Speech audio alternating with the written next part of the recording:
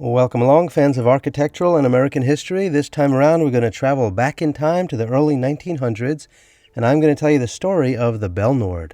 The reasons for micro lessons such as this is to celebrate the hard work and great triumphs of visionary people, such as builders and architects.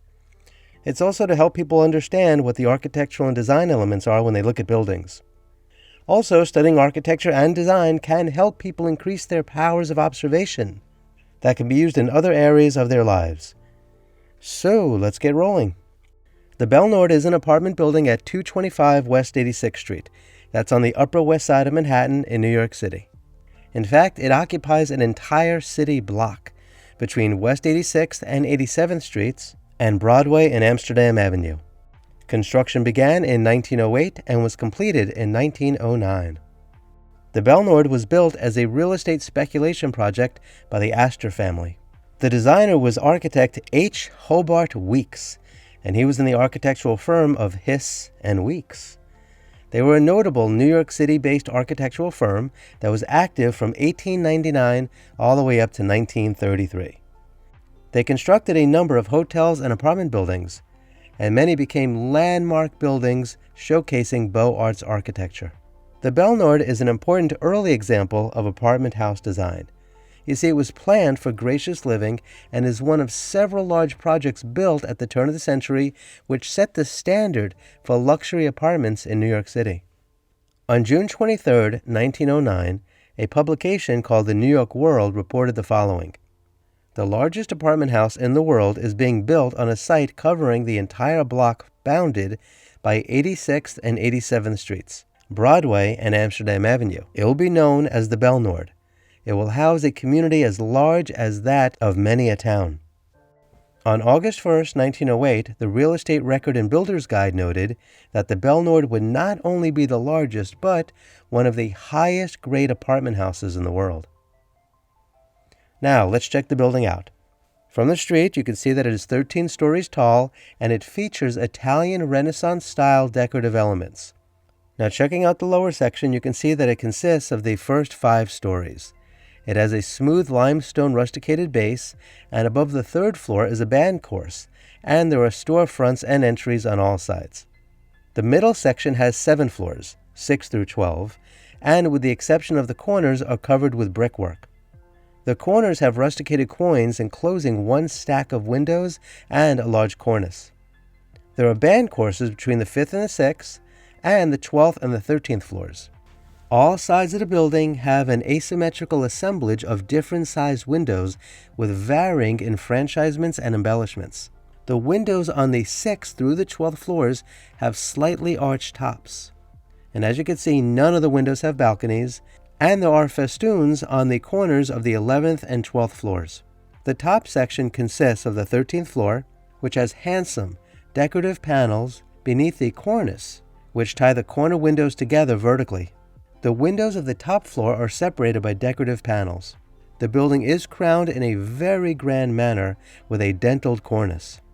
The Belnord has a footway entrance on Broadway. Centered in the middle of the 86th Street facade are 2 massive grand archways, one for incoming and one for outgoing vehicles. They're constructed of rusticated limestone. Each one is 2 stories in height, and the keystones of the archways are decorated with cartouches. The large wrought iron gates are black, with straight spires, and they have gold-colored scrolls, hardware, and spear-headed finials. There are gold-colored balls on the top of the posts with circle designs, and there's also a fancy letter B in the center. In the center are in-swinging gates for vehicles, and on each side are pedestrian gates with hand-forged scrollwork and amber glass lanterns that hover above the spires. Once you pass through the gates, you enter a barrel-vaulted archway. Looking up, you can see 3 heavy wrought iron hanging lanterns with amber glass. The interiors of the archways are decorated with 3 bands of burgundy and gold-colored neoclassical designs with mythic figures, including masculine, feminine, and other celestial beings, as well as pedestals, wreaths and cornucopia, rhythmic linear patterns of scrolling and interlacing foliage, and intertwined flowing lines and other ornamental motifs.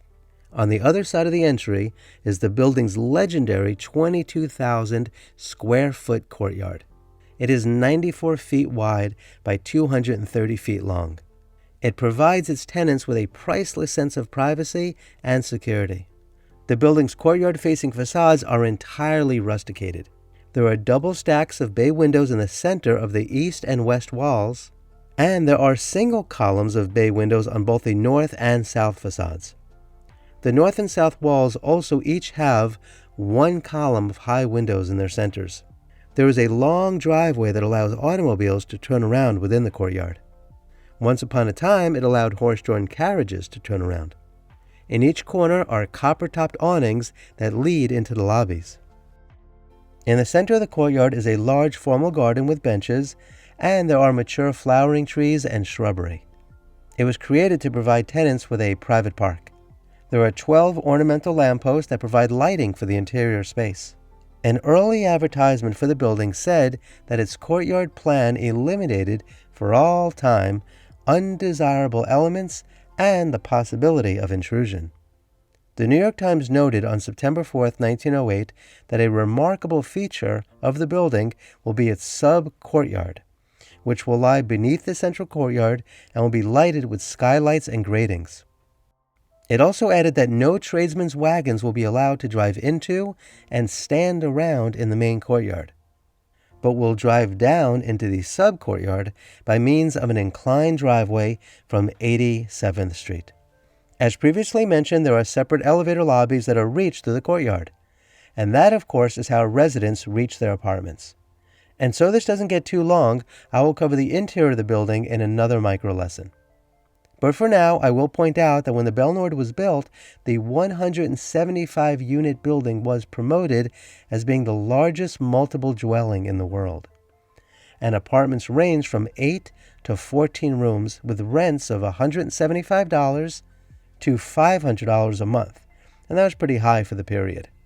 And another article back then, this one from the Record and Guide, said it was delightful to be able to step from the library in a smoking jacket and drop a letter into the chute running down through the semi-private vestibules.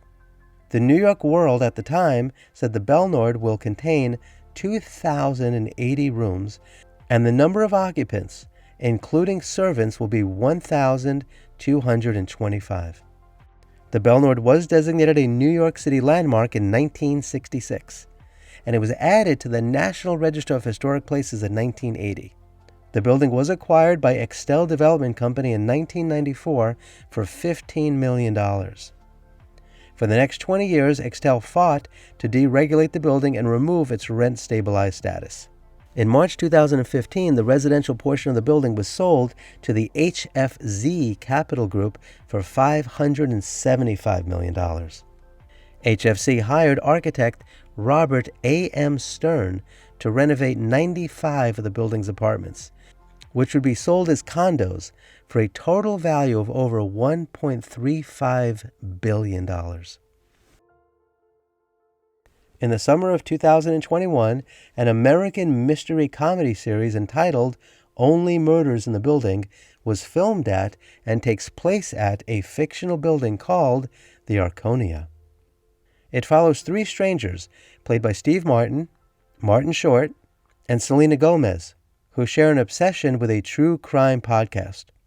After a suspicious death in their affluent Upper West Side apartment building, called the Arconia, the three neighbors decide to start their own podcast about their investigation of the death, which the police ruled a suicide. The building that is depicted as being the Arconia is, in fact, the Belnord. And so this concludes this micro lesson about the Belnord. If you want to support my research, please sign up for a subscription at my website, audibleadventures.com. That website also has a page that links to all of my books. You could also download the Audible Adventures app for iPhone or Android. If you have any thoughts about this subject matter, please put those in the comments below and share what's on your mind. If you enjoyed this video, please share it and give it a thumbs up and subscribe to my channel. Until next time, I wish you safe travels on all your journeys.